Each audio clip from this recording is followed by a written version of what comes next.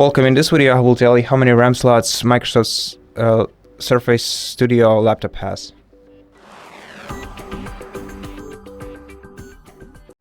So to give you the quick answer, it doesn't have any RAM slots since it doesn't support RAM sticks, and you cannot replace or upgrade RAM memory in your computer.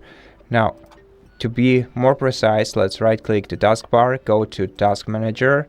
Then in the Task Manager we're gonna have to open the sidebar and go to Performance section here. Now, if we check the Memory tab, we'll be able to check the memory type, the form factor and the slots used.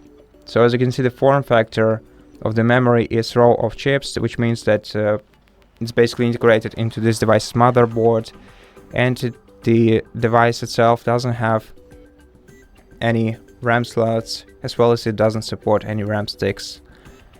And that's pretty much it. Thank you for watching this video. If it helped you, please consider subscribing to our channel, leave us a like and a comment below, and I'll see you in the next one.